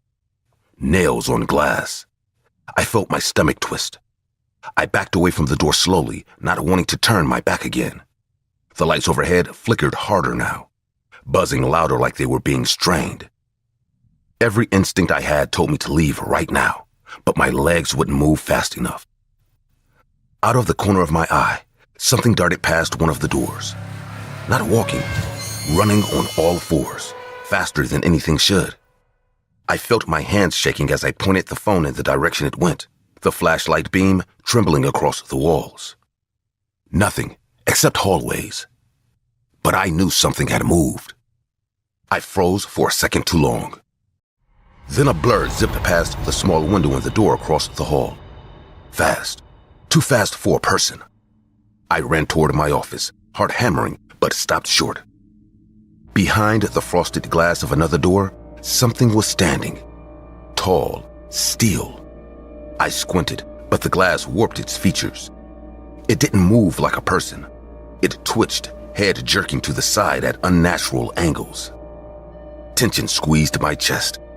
I stepped back, ready to bolt, but the thing moved. A sudden jerk forward like it had seen me and decided it wanted closer. I turned and sprinted down the hall, every step loud and clumsy. I aimed for the nearest place I could lock. I slipped inside, slammed the door, locked it, and backed into the corner. Pitch dark, except for my phone light trembling in my hand. Something heavy slammed into the door. I bit back a scream. Another slam, harder. The door shuddered on its hinges. I sank to the floor, squeezing myself into the corner. I heard the lock rattle. I turned the flashlight toward it. The handle twisted back and forth, fast and desperate. My breath got shorter. I could hear a low scraping sound, like nails dragging down the door. I pointed the phone higher. A face pressed against the glass, mouth wide open, eyes pitch black. It stayed there for a second too long, watching me before disappearing again. I felt tears sting the corners of my eyes, but I bit them back. I needed to stay quiet. I needed to stay invisible. The light above me flickered. My breathing sounded too low. I aimed the phone at the door. A shape pressed against the glass window, but I couldn't make out details. Just wrong, twisted. The glass warped whatever it was. Another hit against the door. This time, the wood cracked. The thing had gotten inside. The door hung open, broken. It was crawling in, its movements jagged, limbs bending wrong. I screamed, raw, loud. No one answered. It dragged itself closer, mouth hanging open, but no sound came from it. Its hands reached for me, fingers long and broken at the tips. I gagged, backed away blindly. It lunged, grabbed my ankle, nails digging into my skin. I kicked wildly, landing a heel into its face. It let go just long enough for me to slip away, crawling on hands and knees into the hallway. I didn't look back. I couldn't. I heard it scraping after me, fast now. I staggered to my feet and ran, ignoring the blood dripping from my ankle. Every light in the hallway flickered off in sequence behind me, as if the hospital itself was shutting down. I stumbled, hit the ground hard. When I lifted my head, it was there again, standing in front of me now, silent, watching. My limbs refused to work properly. I tried to crawl backward, but my strength was gone. I closed my eyes, expecting the worst, but nothing touched me. Just the sound of breathing near the main entrance during shift change. They didn't find anyone else inside. No footsteps, no broken doors, just me and a smashed phone. I never told them what happened. What would I say? That a broken thing tried to rip me apart? I quit night shifts after that. I still work at Eastbrook, but only during the day. I don't go near that wing anymore. It's under maintenance now, sealed off with caution tape.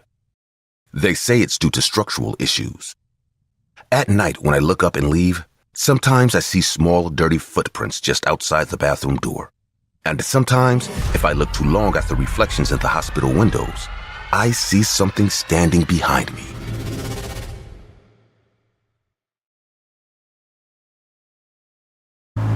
Coming home at night had never been a problem for me.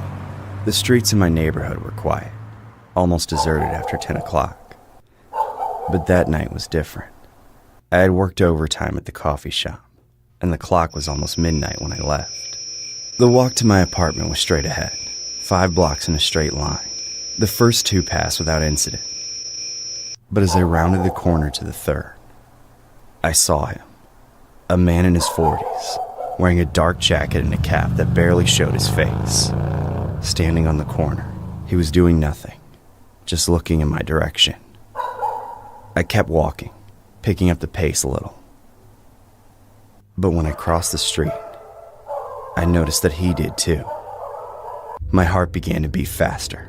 I tried to convince myself that it was a coincidence, but the uncomfortable feeling grew when I looked over my shoulder and saw him at the same distance walking in my direction. There was no way of knowing what he wanted. He said nothing, did nothing. He just followed my footsteps, like a ghost who didn't bother to hide his presence. He wasn't running. He wasn't coming any closer. He was just keeping his distance, enough for me to know he was watching me. I turned sharply into an alley I used to use as a shortcut. It was dark and narrow, but at least it would get me closer to home faster. As I moved forward, I heard something that made me stop in my tracks. Quick footsteps behind me, but they were not from the man who had been following me. As I turned, I saw a young man with his face covered by a scarf. Before I could react, he pushed me against the wall. His breath reeked of alcohol and his hand squeezed me tightly as he pulled out a knife. "Give me everything you got." This person was very dangerous. He was wild-eyed. His voice was broken, and I remember the particular detail that his mouth was quite close to me. I had no choice. I pulled out my wallet and my phone and handed them to him, begging him to let me go. But he didn't. He pushed me harder and whispered something that made my blood run cold. "I'm not done with you yet." "Please don't!" The night is very long and precious, and this place is very empty. Perfect for us to be happy for a few hours. Before I could process the horror within his words, I heard a thud behind him. A thud like a sledgehammer against flesh. The man who had been following me was there, and he didn't seem willing to stand idly by. Without warning, he threw a punch at the assailant that sent him staggering to the side. The knife fell to the ground with a clink. There was no time for the assailant to react. The man grabbed his head and slammed it against the wall with brutal force. The attacker tried to defend himself, but it was useless. The man in the jacket hit him again and again, precisely and mercilessly. I could hear the crunching of bones and the choked screams of the young man. I realized at that moment I was paralyzed, unable to move or say anything. Finally, the assailant's body fell to the ground. He wasn't dead, but he could barely move. He gasped, his face covered in blood and his nose broken at a grotesque angle. The man leaned over him and said something I didn't hear. Then, he raised his head and looked at me. It was then that my instinct screamed at me to run. I didn't think of anything else. I turned and ran as fast as I could, out of the alley and back to the main street. I didn't dare look back, but I knew he was coming after me. His footsteps were slower than mine, but steady. His voice broke the silence, calm but threatening. "You don't have to be afraid of me. I don't have any interest in you." I had no idea what he meant by that. My mind was completely blank, focused solely on getting home. As I rounded the last corner, I could see the door to my building. I pulled my keys out of my pocket with trembling hands and barely managed to get inside before I closed the door behind me. He was there, standing in the dim light of the street lamp. He was watching me, unmoving, with an expression I couldn't decipher. I could see something in his hand. It was my belongings. He just threw them on the ground indifferently and left. Before doing so, he raised his hand as if greeting me, as if giving me the understanding that there wouldn't be any problem, which from my side was impossible to believe.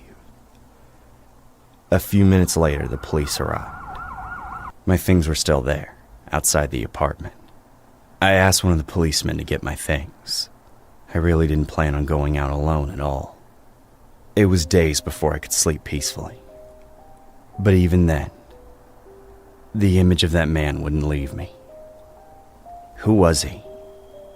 Why had he attacked the thief but then followed me? There was something in his eyes that I couldn't get out of my head. It wasn't madness, but it wasn't normalcy either. It didn't take me long to search for answers. I spent hours on forums and social networks, searching for news about similar attacks. Finally, I found a name. Pedro Rodriguez Filho. The article spoke of a man who described himself as a vigilante, someone who killed only those he considered guilty. But he was also a murderer, one who enjoyed what he did. The more I read, the more I became obsessed. I found interviews where he talked about his mission. And in every word, I could see the man who had saved me. My mind was divided. One part of me was grateful, but the other couldn't ignore what he really was. Not a hero, but a monster with his own moral code. Now as I write this, I know I'll never forget that night. Pedro Rodriguez Filho is no ordinary man, nor is he a hero. He's a reminder that evil does not always present itself in obvious ways. He died a few years ago, but his story lives on, both in the news and in the collective memory of Brazil, our country. Many say the man was a hero, others a murderer. His last victim was someone who, according to him, deserved it. But when I think of him, I can't help but wonder, where does justice end and evil begin? And who has the right to decide that? The only thing I know is that that night, Pedro helped me. But he didn't do it because he was a good Samaritan, but because he was a killing machine who quenches thirst for bad people. The story is based on the crimes of Pedro Rodriguez Filho, one of Brazil's most notorious serial killers. Known as Pedrinho Matador, or Little Pedro the Killer, Rodriguez Filho began his murderous spree at the age of 14. Over the years, he claimed to have killed over 100 people, including criminals, drug dealers, and even his own father. Rodriguez Filho often targeted those he deemed as bad people, which led to a twisted sense of vigilante justice. His first known murder was at 14 when he killed the vice mayor of his town for firing his father. Rodriguez Filho's killing spree continued unabated until his arrest in 1973. Despite being incarcerated, his violent tendencies did not wane. He killed numerous fellow inmates. In total, he was convicted of 71 murders and received a sentence of 128 years in prison. However, like in the previous story, Brazil laws limits the maximum time a person can serve to 30 years, so he was released in 2007.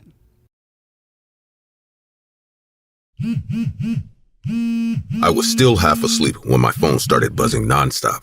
The screen lit up with dozens of notifications. At first, I thought Sarah had posted another one of her TikToks. She'd been on a streak lately, posting 5 or 6 times a day. But this time, every message said the same thing. Dude, what the hell is going on with your sister? Bro, is this real? What kind of sick trend is this? I scrolled through my feed, confused. Sarah's profile was everywhere. The comments were flooding in, thousands of them.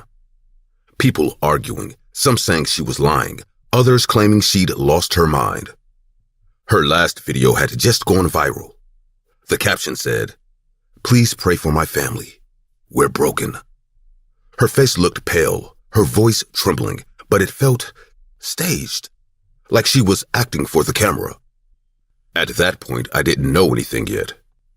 I just thought she'd finally snapped from all the online pressure. But deep down, something felt wrong. Not in a mysterious, cinematic way. Just the kind of tight, gut-level dread when your brain knows something's off before you do. I tried calling Mom. No answer. Then I tried Mark, my stepdad. Same. I told myself they were probably asleep, but the silence on the line felt heavy. I decided to drive over. The neighborhood was quiet when I got there. Mom's car was still in the driveway, and the curtains were drawn even though the sun was up. That alone was strange. Mom hated dark rooms. I noticed Sarah's car parked crooked, halfway over the curb like she'd arrived in a hurry and didn't care. Inside, the air smelled like cleaning products, mixed with something sharp. I called out their names. No answer. I moved through the house carefully, trying not to make a sound.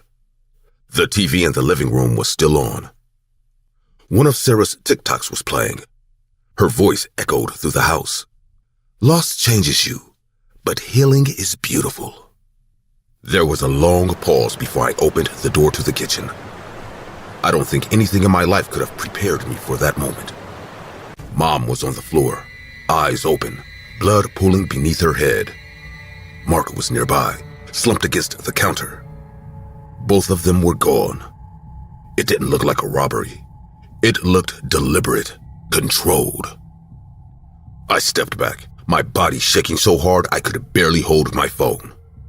I wanted to call the police, but I froze when I saw something else. Sarah's camera stand near the kitchen island pointed right at them. The red recording light was on. I couldn't understand what I was seeing. The idea that my own sister might have done this didn't make sense. But then again, she hadn't been herself for months. Sarah had become addicted to being seen. Every day was a performance. She filmed herself cooking, crying, praying, and even talking to herself about healing and growth. She'd fake breakdowns and upload them for sympathy. The comments fed her. When they slowed down, she'd post something more extreme. A few weeks ago, she started talking about becoming her own story. She said people would finally understand her pain once they heard the full thing. I thought she was being dramatic. Everyone thought that. Nobody imagined she meant something like this. Before calling the cops, I went to her room. I don't know why. Maybe I wanted to see if she was there. Maybe part of me wanted proof that this wasn't her. But when I opened the door, the walls were covered with screenshots. Her TikToks, articles about viral murders, and posts from true crime creators. Notes scribbled everywhere. Timing, engagement, they'll talk about me. Her computer was still on. The screen showed a message she'd sent to a creator.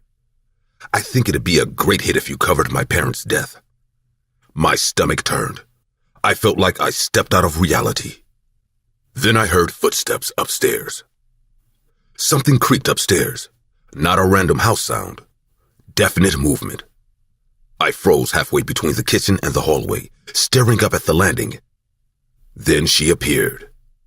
Sarah was barefoot, wearing one of Mom's oversized sweaters.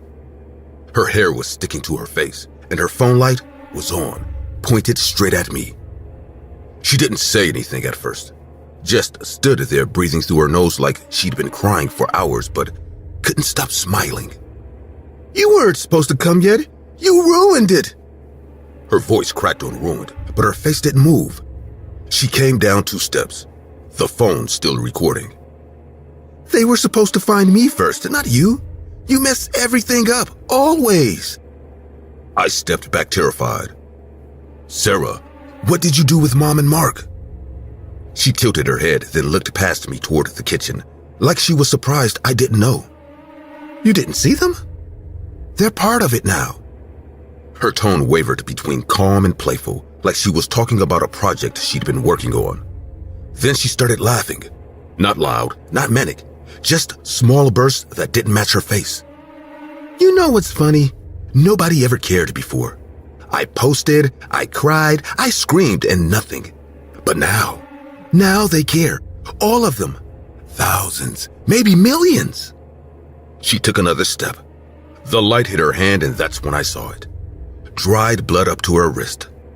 She followed my eyes, looked at her own hand, then wiped it absently on the sweater. "It's gross, I know. I didn't think it'd be this messy." I backed away toward the door, trying to keep my voice steady. "Sarah, put the phone down. We need to talk." Sarah looked at me like she didn't understand the sentence. Then her expression hardened. "You're not taking this from me." She started pacing in circles, muttering to herself, switching between half sentences and fragments of what sounded like TikTok captions. "It's healing. It's a journey. They love the raw stuff." Then louder. "You think they don't see me? They see everything." The sound of her voice filled the house. I tried to edge toward the side hallway, but she snapped the phone around and aimed it at me. "Stop moving. You'll make it look fake." "What are you talking about?" She blinked confused for a second, then smiled like she remembered something. "You'll understand once it's done. I just need something real. Something nobody could scroll past." That's when I realized she was trying to escape or hide. She wanted this. All of it. To be seen. I made a move toward her, trying to grab the phone, but she lunged first. The knife came out of nowhere. I felt the heat slice across my arm, shallow but sharp. She laughed, an ugly choked sound that didn't even sound human anymore. "Now it's real. They'll feel that." I pushed her back hard, and she stumbled against the counter, the phone falling to the floor. She picked up the knife again. "I didn't want to hurt them," she said, voice shaking. "But they kept talking while I was filming. They wouldn't stop." She raised her head slowly.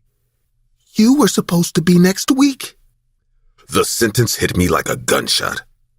I didn't wait. I ran. The front door wouldn't open at first. She locked it. My fingers fumbled with the latch, blood dripping down my arm. Behind me, her footsteps scraped against the floor. "You'll ruin it. It's not finished. I didn't finish the ending."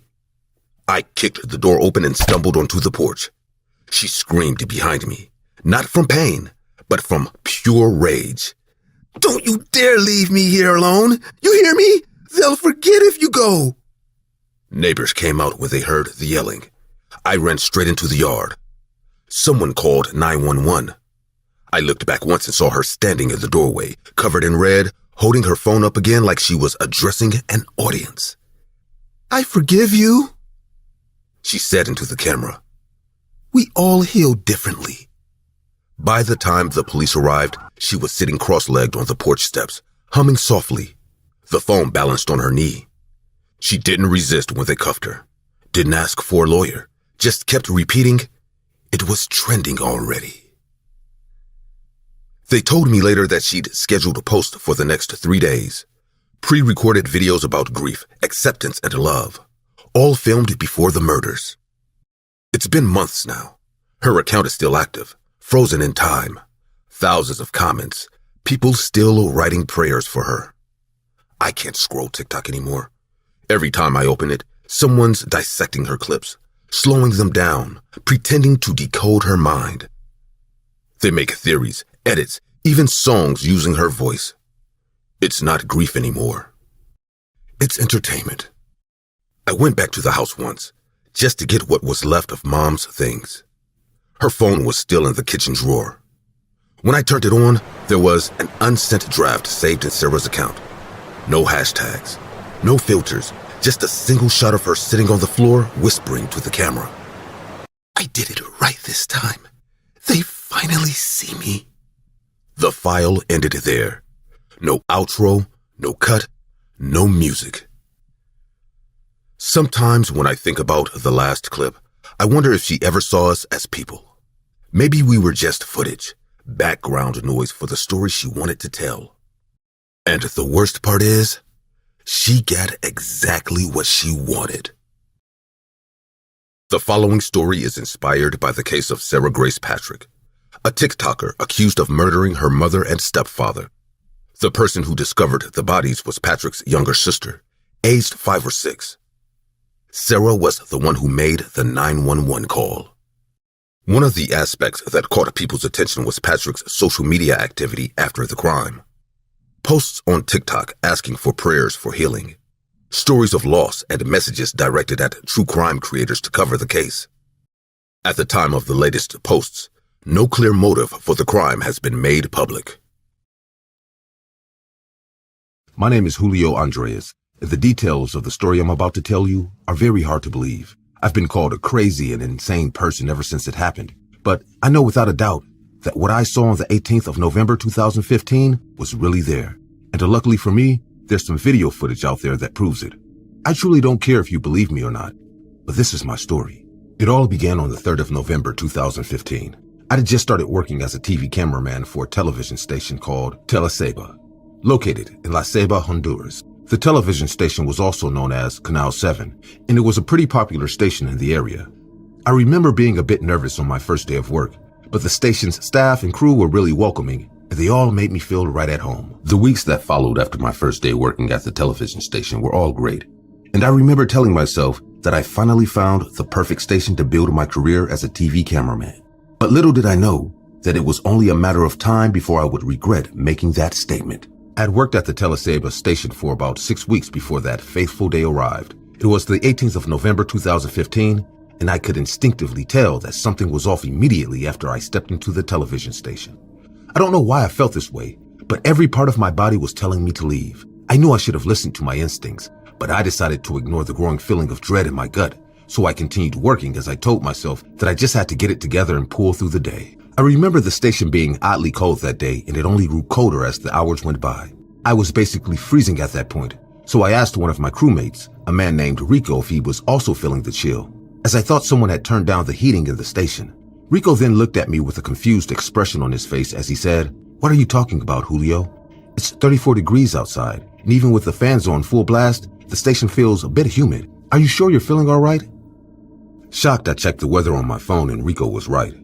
The weather report stated that it was one of the hotter November days, but for some unknown reason, I was the only one feeling cold. I told myself that I might be coming down with a fever, as there wasn't any other feasible explanation as to why I was feeling chilly on a hot and humid day. I thought about telling the crew that I wasn't feeling well, but I didn't want to disrupt the news broadcast, so I pulled myself together and continued filming. An hour or two passed after that before I got another strange feeling. The studio was still eerily cold, and now there was this foul smell filling the entire room. The smell was so nauseating that I had to hold back the urge to throw up. I looked around to see if anyone else was bothered by it, but once again, it seemed like I was the only one who could perceive the stench. It wasn't long after that before I excused myself and went outside to get some air. As I stood outside, I tried my best to understand what was going on, but no matter how much I racked my brain, I couldn't figure out why this day just kept getting weirder. I looked at my watch and I realized that it was only a few more hours before the workday would finally be over. So I took a deep breath and walked back into the station. The first thing I noticed as I stepped inside was that the room had gotten even colder. The stench was also much worse, as it smelled like I was surrounded by numerous rotting corpses. It only got worse from there, as apart from the nauseating smells and eerie chills, there was a new menacing feeling that made me believe that something else was in the newsroom. I couldn't find the words to properly explain how I felt, but it seemed like some unseen entity had entered the room. Once again, it looked like I was the only one who was noticing these things, but I had a gut feeling that something was standing right behind one of our news anchors. Something we couldn't see. My fears grew to greater heights when I started to notice a strange silhouette forming behind the news anchor. I thought I was hallucinating because I could only see the figure whenever I looked through my camera lens, as I couldn't see anything when I looked at the news anchor with my eyes. I could feel the beads of sweat trickling down my back now. I wasn't the type of person who believed in paranormal entities or otherworldly beings, but at that moment, I knew that something or someone that wasn't human was in the room with us. I wanted to say something about it, but the broadcast was live, and I couldn't interrupt the live TV broadcast as I knew it would cost me my job. I also knew that if I said something, no one would believe me, so I kept my mouth shut. As the minutes passed by, the feelings of dread continued to grow much worse. The hair on my hands were all standing, and I didn't know how much longer I could stay in the newsroom. I was finding it hard to breathe now, as the eerie feeling was overwhelming. It had finally reached a point where I couldn't take it anymore, but just before I could say anything, I saw it. I have made several attempts to describe this otherworldly phantom, but I have never been able to put what I actually saw into coherent sentences. There are no words to properly depict or characterize what I saw on the 18th of November 2015. But if I were to put it in layman's terms, this thing looked like it had crawled out of the deepest parts of hell. The phantom didn't have a face, as it possessed one large eye where its head was supposed to be. It had a similar stature to a human man, but it didn't have any skin, as the phantom looked like its flesh had been ripped off its body. I wasn't able to discern the phantom's torso from its lower body, as it looked like it didn't have any legs, and my mind kept struggling to comprehend the paranormal entity the more I looked at it. Just like everything else that had been happening that day, I knew that I was the only person who could see the phantom, as the anchors or the crewmen didn't notice anything. I also noticed that I could only see the paranormal entity through the lens of my camera. I tried to speak as I wanted to scream out what I was witnessing, but I couldn't find the words. I watched in horror as the ghastly being stood there motionless for a few seconds before it raised its right arm. The phantom then reached out for the glass of water that was placed in front of the news anchor on the left. It looked like the disturbing phantom was parched, but rather than drinking the water, it just slightly pushed the cup across the glass table. The news anchor, a man named Santiago Alfonso, noticed the cup move, but it looked like he still couldn't see the phantom that was looming behind him. I don't really know how long this bizarre experience lasted, because while it felt like hours to me, I knew the phantom only manifested for a few seconds, as when I blinked again, it was gone. I stood there motionless for the rest of the news broadcast. I wanted to move, but my legs didn't respond, and I knew I was transfixed by the horrific thing I'd just seen. I stayed frozen behind my camera until the live broadcast ended. Rico was the first person who noticed something was wrong, as he called out to me, asking if I was okay. I tried to respond, but I fell to the floor convulsing. The whole station was alarmed now, as they all rushed to my aid and called the emergency services. I was foaming at the mouth now, and the world around me began to dim. I knew I was passing out from the shock of what I'd seen, but even then, all I could think of was the one-eyed phantom. I woke up a few hours later in a nearby hospital called Hospital Vincenti di Antoni. The doctor told me that I suffered a severe panic attack, but I told him what happened to me wasn't a panic attack, and I explained how I'd seen an evil phantom behind our news anchor Santiago. The doctor looked at me like I was crazy, so I started to get agitated, and due to my troubled state, I was restrained and put under surveillance. I had to undergo 6 months of therapy after that incident before I was allowed to rejoin society. I knew I would be called crazy, but I still told people my story. No one believed me, not even my family, and when I tried to get some video proof, I found out that all the camera footage my camera had captured had been corrupted. I quickly resigned from the Telesiba network station, as I knew I could never spend time in that room again. It's been years since it happened, but I've finally decided to share my story with the world, hoping someone out there will be able to explain what I'd seen that day and experienced that fateful day. I know my experience will be hard to believe without any evidence, but luckily for me, the camera footage from the other cameras in the station was able to capture the glass cup mysteriously move on its own. And if you stare at the video footage long enough, you might just see the one-eyed phantom staring right back at you. The story you just heard was based on the disturbing footage caught on live TV during a broadcast from the Telesiba network station in La Ceiba, Honduras. The two TV presenters who were live on the television station that day experienced numerous strange phenomena during the duration of the broadcast. Mr. Carlos Molina, the news reporter who can be seen wearing a blue shirt and a black tie in the video footage, gave a statement after the bizarre broadcast as he told the press that he felt a chill go down his spine when the cup moved by itself. He also said he tried to move the cup back to its original position, but he wasn't able to lift the cup for a few seconds as it felt like the glass was being held down by some unseen apparition. There have been many theories that have tried to explain why Mr. Molina's cup moved by itself, but no one has been able to give a plausible explanation or answer for the strange phenomenon to this very day. His name was Nathaniel Wilson, and he was the first man I'd ever loved. I was 17 years old when I met him in high school, and I could have sworn it was love at first sight for both of us. My parents were completely against our relationship, particularly my father, but I didn't care. I often heard my parents say that young teenage love between high schoolers isn't real. But I knew without a doubt that my love for Nathan was one of the realest things I ever felt, as it truly consumed me. However, while I didn't know it at the time, this all-consuming love nearly cost me my life and the lives of the people who were dear to me. I still beat myself up about it to this day, as I didn't realize what was going on until it was too late. While it's been some time since it happened, I can still clearly recall all the disturbing and bizarre events that led to the end of my first relationship. I've tried my best to move on, but I don't think I can, because what happened that night is a truly crazy story that I can never forget. It all started on a calm Sunday evening. My parents were going out for the night to have a nice dinner date, and they were leaving me at home. This was a very rare occurrence, as my parents didn't like leaving me home alone ever since I was a kid.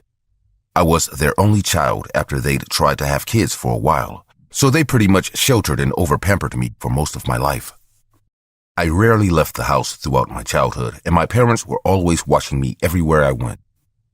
There were times when I thought my parents smothered me a little too much, but I knew they did it from a place of love. As a child, I often felt like they constantly watched over me because I was all my parents had, and they always had these anxious ideas that something bad might happen to me the very second they took their eyes off me. Things got a bit better over time, and as I grew older, they slowly learned to give me a bit of space and freedom. It had been a while since they had a night out for themselves, and I assured them that I'd be fine, as I knew nothing was going to happen to me if they just went out for a nice dinner. Before my parents left for their date, they gave me their usual rundown. They told me there was food in the fridge that I could microwave, and that if I needed anything else, I should call my Uncle Mark and my cousin Mia, who lived just a few minutes away. They also said the neighbors would be keeping an eye on me, and that the Ring camera in the living room was always on, so I shouldn't do anything crazy. After they'd finally left, I reached for my phone to call Nathan.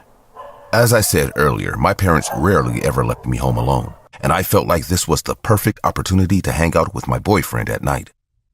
I'd really only seen him in person at school, and we often talked over the phone whenever we wanted to speak at night. I quickly called Nathan to tell him that my parents were going out for dinner and that it was the perfect time for us to meet up and spend some time together. Nathan then told me that he had a few other plans he needed to sort out, but he'd be able to come over around 8:00 p.m. I remember being so happy that he was able to come over and spend some time with me, but I couldn't help but notice that Nathan was distracted. Over the course of our conversation, I noticed Nathan kept glancing nervously at the door like someone was going to walk in and catch us together this late. I assumed he was worried about running into my father, but I calmed him down by assuring him that my parents wouldn't be back until pretty late, and that we basically had the night to ourselves. Nathan looked relieved after my assurances, and he stopped looking at the door. However, the doorbell suddenly rang. It was around 8:35 p.m. at this point, and I knew it was too early for my parents to be back. A lot of thoughts ran through my head as I assumed my dad might have forgotten something, or my mother had gotten the wrong date for the reservation. But as I looked through the door's peephole, I saw my cousin Mia standing there. A wave of relief went through my entire body as I saw Mia standing on our porch. I couldn't see her face well as it was dark out, but she said that she'd left some of her clothes and a few other things that she urgently needed in my room and our garage when she stayed over during the last weekend. I'd been meaning to return her stuff ever since our last sleepover, so I opened the door to let her in. But to my horror, right behind my cousin were two masked and hooded men holding assault rifles to her head. The two men violently pushed my cousin inside and ordered me, Mia, and Nathan to go to the living room and lie face down on the floor. After we were on the floor, the intruders checked around to make sure no one else was there before one of them grabbed Mia by her ponytail and forced her into one of the bedrooms with his gun, saying, get up, let's go." The first intruder violently shoved the terrified Mia in the direction of the other room as she asked, "Where do you want me to go?" The second intruder had stayed behind, pointing his gun at mine and Nathan's head. There were no words to